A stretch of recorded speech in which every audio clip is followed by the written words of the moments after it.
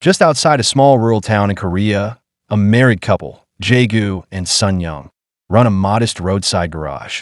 Business is terrible. Most passing drivers barely notice the place, and a handful who do rarely stop.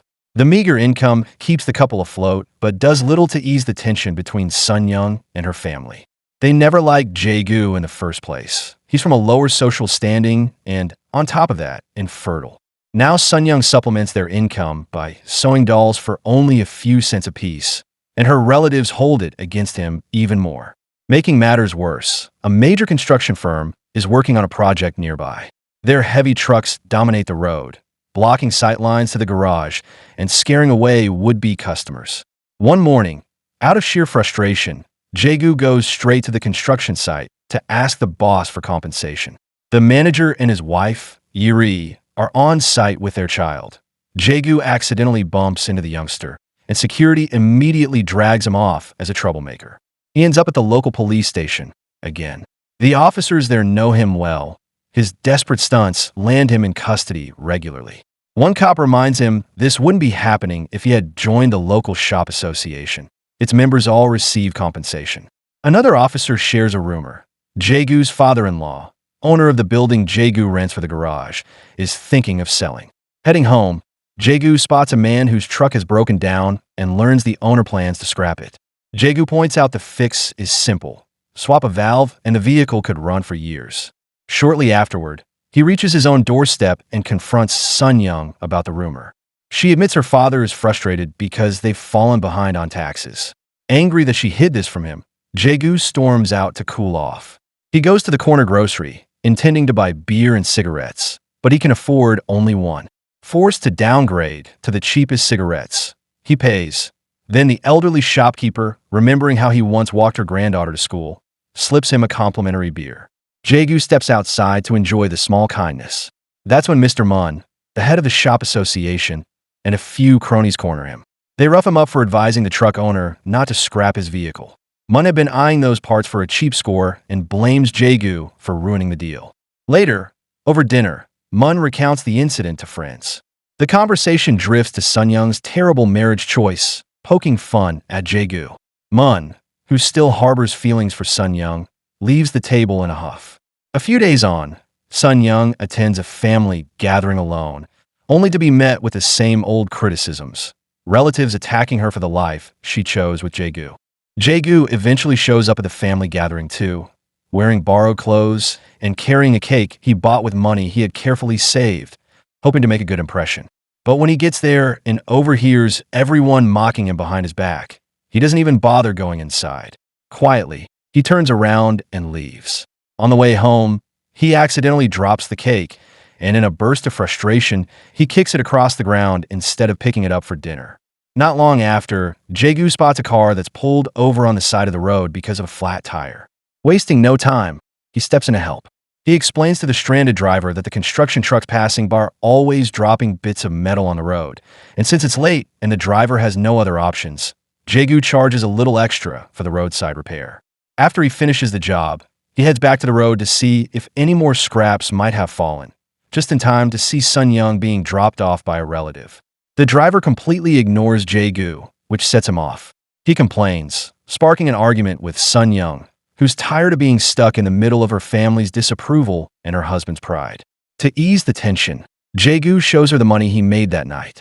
Later in bed, Jae-gu can't sleep. The day's humiliation still weighs heavy on his mind. Feeling determined, he gets up and heads out to the road, where he deliberately scatters sharp metal scraps across the pavement.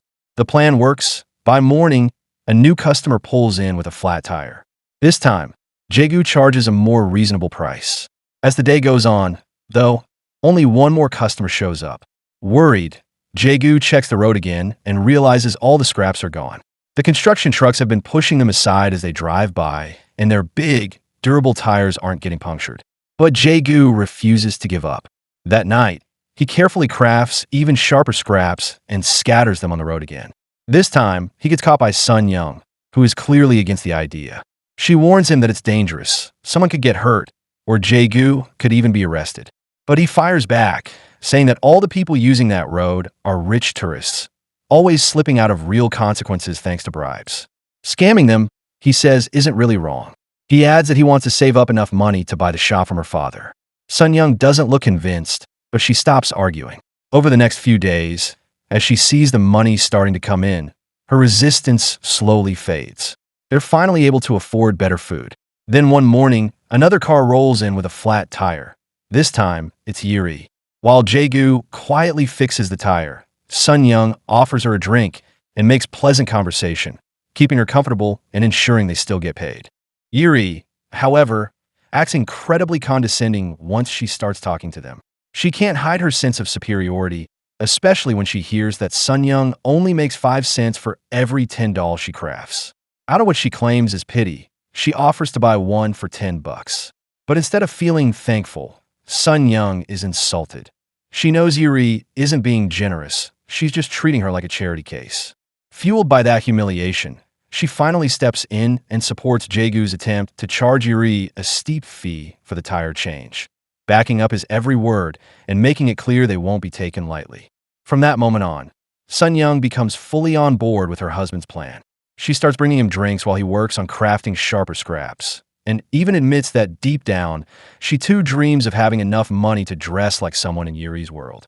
Late at night, she begins joining Jae-gu when he goes out to scatter the scraps, holding the flashlight for him and even coming up with suggestions to improve the system, like sticking nails directly into the ground so they don't have to keep replacing everything every night. One evening, while they're out on the road, a police officer stops by and starts asking questions. It's clear he's suspicious of what they're doing at that hour. But the couple quickly turns the situation in their favor by pointing out that he's not even in uniform and has a girl with him, meaning he's probably using the patrol car for something personal. Embarrassed and thrown off guard, the officer backs off and leaves them alone. The next morning, they decide to lay low for a while just in case. Since Sun Young has just received her doll-making payment, they treat themselves a little. Jae-gu heads to the grocery store to buy some beer and settle his debt with the owner. He even gives the store owner's kid a ride on a scooter just to celebrate. Meanwhile, Sun Young finally gets her hair done at the salon, a luxury she hasn't afforded herself in years. Their sudden improvement in lifestyle doesn't go unnoticed. Word soon reaches Mr. Mun, who begins growing suspicious about how they're suddenly making money. That night, Jae-gu and Sun Young head back out with a drill in hand and install their first nail directly into the pavement. The idea works beautifully. Jae-gu is now confident enough to tell Sun Young she can buy all the dresses she wants, but he plans to hold back on spending so they can save up and finally buy the shop. Meanwhile, Yuri discovers that her child has gone missing. In a panic, she informs the police, and when they ask her about anyone who might hold a grudge against her, her eyes land on the doll she bought from Sun Young. Without real evidence, she accuses the couple of being fraudsters. The police chief isn't convinced they have grounds for arrest, but the case takes a quick turn when one of the officers mentions seeing Jae-gu and Sun Young acting suspiciously by the roadside recently. Within hours, police locate and arrest Jae-gu, leaving Sun Young behind. They view Jae-gu as the prime suspect, especially since they recall his outburst at the construction site and how he accidentally bumped into Yuri's child. While Jae-gu is interrogated at the station, police arrive at the shop with a warrant to search the place. Sun Young's father has to be present as the legal owner of the property, but instead of defending his daughter or helping in any way, he takes the opportunity to shame her, insisting that she's only suffering the consequences of her own bad choices. At day's end, the police find absolutely nothing to hold against the couple, so Jae-gu is released without charges. The police chief even gives him a ride home as a gesture of apology.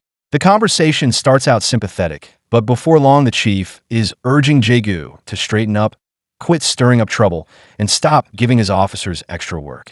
The next morning, Jae-gu is already gathering his tools. Time lost in the station means lost income, and he's eager to get back out on the road.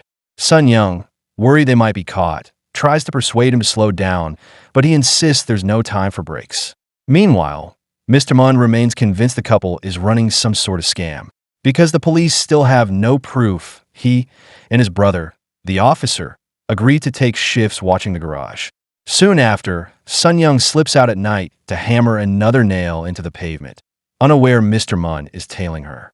He spots the nail after she leaves and realizes he finally has leverage. Business rebounds right away. With fresh nails in the road, More stranded drivers roll in, and the couple treats themselves to lunches out, pleased with their rising cash flow. One afternoon, an elderly couple limps in with a flat on their way to the hospital and pleads for a discount. Jae-gu sticks to the full price. Later that day, Sun-young heads to the grocery store, where Mr. Mun corners her. He quietly reveals he knows about the nails and says if she wants him to keep the secret, she must visit him privately. That night, both spouses lie awake. Jae-gu feels guilty for overcharging the older couple, thoughts of his late parents weighing on him, while Sun-young frets over Mr. Mun's threat. Casually, she poses a question. What would they do if someone ever exposed their scheme? Jae-gu answers he would pull out before the person went to the police. The following day, after weighing what their new income has meant for them, Sun-young makes a wrenching decision. She meets Mr. Mun and, in the backseat of his car, gives him what he wants in exchange for silence. Satisfied, Mr. Mun tells his brother to stop watching the garage. The blackmail leaves Sun-young feeling filthy. Trying to numb the feeling, she lets some old friends drag her along on a shopping spree, returning home late with a new hairstyle and an armful of dresses. Jae-gu complains there's no homemade dinner, but Sun-young brushes past him and heads to the bathroom. She scrubs herself with a harsh solvent, convinced no amount of money can make her feel clean. Only after Jae-gu falls asleep does she finally break down, weeping silently into the night. A few days later, a car veers off the road and crashes into a rice paddy near the garage. Realizing the police will arrive soon, Jae-gu rushes out to remove the nails from the road before anyone notices. As he approaches the wreck, he spots a man climbing out of the vehicle. The moment the man sees Jae-gu, he bolts, running off as if he has something to hide. Curious and concerned, Jae-gu peeks inside the car, and to his shock, he finds the kidnapped child inside. Within hours, the small garage is swarmed by reporters eager to interview the unexpected hero. Even the governor comes by in person to shake Jae-gu's hand and congratulate him on the rescue. Sensing an opportunity, Sun-young's father shows up as well, suddenly acting like the world's proudest father-in-law, eager to be seen alongside the governor. Jae-gu receives a generous cash reward for saving the child, and he finally uses it to buy the shop. Sun-young initially protests because her father is clearly overcharging them just to make a profit. But Jae-gu insists. He wants to buy it anyway, using the transaction to call out her father's greed in front of everyone. The moment is bitter but satisfying, as Jae-gu signs the papers with a calm, passive-aggressive grace that leave the older man red-faced. Flush with money and new respect from the town, the couple continues expanding their business. They buy a sleek new car, install a glowing electric sign for the garage, and treat themselves to stylish clothes and fancy meals. Now hailed as reliable and upstanding, they quietly return to scattering nails on the road. Business booms again. With their rising popularity, Jae-gu is drawing in more customers than ever, leaving Mr. Mun's own shop nearly deserted. Desperate and resentful, Mr. Mun starts calling Sun-young again, trying to revive his blackmail. But this time, she refuses to answer. After that, a mysterious car starts shadowing Jae-gu wherever he goes. One afternoon, Jae-gu is drinking a beer at his usual spot in town when a disturbance erupts nearby. He follows a police officer to the hospital and learns that one of their nails caused an accident. Someone is injured. The guilt hits him hard as he waits outside the hospital, sick to his stomach. That's when Mr. Mun appears, smug as ever, telling Jae-gu to disappear before people start blaming him for everything. Shaken, Jae-gu drives home, memories flooding back, especially Sun-young's question from weeks ago, the one he now realizes wasn't rhetorical at all. It dawns on him that she's known about Mr. Mun all along. Meanwhile, Sun-young is back on the road, hammering in more nails. When Jae-gu sees her, he breaks down. He drags her back home, his emotions boiling over. Once inside, he starts tearing the place apart, desperately trying to find where she's been hiding the money, intent on burning it all. Crying and panicked, Sun-young pleads with Jae-gu to stop tearing through the house. And when he refuses, she finally breaks down. She confesses what she had to do with Mr. Mun in order to keep their secret safe. The shame is unbearable, but she tells him plainly, what's done is done, and if she has to live with it, then she'd rather at least enjoy the money it brought. Otherwise, her sacrifice would have meant nothing. Jae-gu is crushed, overwhelmed by guilt, heartbreak, and the weight of everything they've done. He runs out of the house and rushes to the roadside. He's determined to tear out every last nail, but they're everywhere, wedged deep into the pavement, rusted, bent, and embedded so thoroughly that pulling them out is nearly impossible. The road has been covered too many times. It's become a trap of their own making. The next morning, while Sun Young lounges in the house, dressed in her new clothes and applying fresh makeup as if trying to mask the cracks beneath the surface, Jae-gu takes a different approach. He borrows a large truck, gets behind the wheel, and slowly drives it down the road. His plan is simple but desperate. Use the truck's massive weight to crush the nails flat, to erase the damage they've caused, even if only symbolically.